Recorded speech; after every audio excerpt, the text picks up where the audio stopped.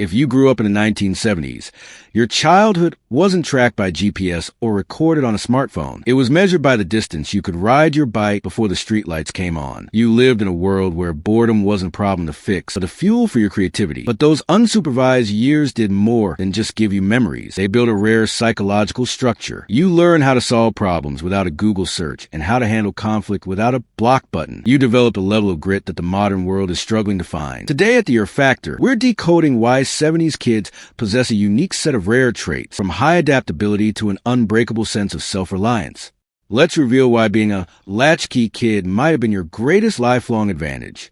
Have you ever been told that you're old-fashioned, that you think too deeply, or that you're somehow out of step with the modern world? If you grew up in the 1970s, you may have heard things like that more than once. People might assume you're resistant to change, too cautious, or even overly independent. But psychology suggests something very different. In fact, many of the habits and mindsets shaped during the 1970s created a generation with rare psychological strengths, qualities that are becoming increasingly uncommon today. Growing up in that era often meant learning resilience, independence, patience, and emotional depth in ways that modern environments rarely require. So if you spend your childhood or teenage years in the 1970s, there's a good chance you carry some powerful traits that quietly shape who you are today. Here are some of the rare psychological qualities many people from that generation tend to possess. Number 1, you develop strong independence early in life. Many people who grew up in the 1970s remember something that might sound unusual today: long stretches of unsupervised time. You walked to school alone. You played outside until the streetlights came on. You figured things out without adults constantly guiding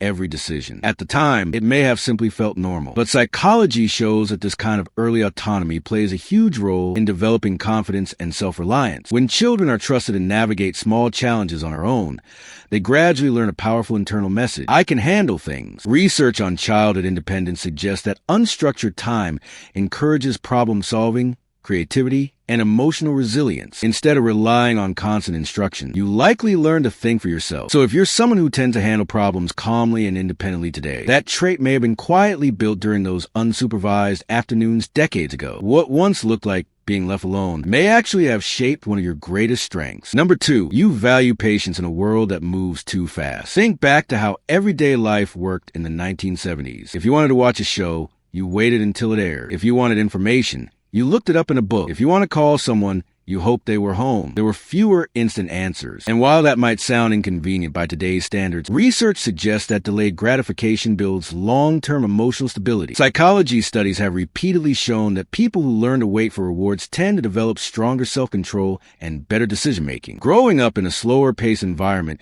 naturally trained your brain to tolerate waiting. So when things don't happen instantly today, you may feel less frustrated than others. What some people interpret as slow or traditional thinking is often actual emotional patience, a trait that protects people from impulsive decisions and unnecessary stress. In a culture obsessed with speed, patience has quietly become a rare psychological advantage. Number 3, you tend to form deeper, more meaningful relationships. For many people growing up in the 1970s, social life looked very different. Friendships were often built face-to-face. Conversations were longer. Time together wasn't interrupted by notifications, screens, or endless scrolling. You learned how to read body language, tone of voice, and subtle emotional cues. Psychology research shows that these types of in-person interactions help build strong emotional intelligence. They teach people how to listen, how to empathize, and how to maintain long-term relationships. That's why many people from that generation still value loyalty, meaningful conversation, and real connection over surface-level interaction. You may not feel the need to maintain hundreds of acquaintances. Instead, you likely prefer a smaller circle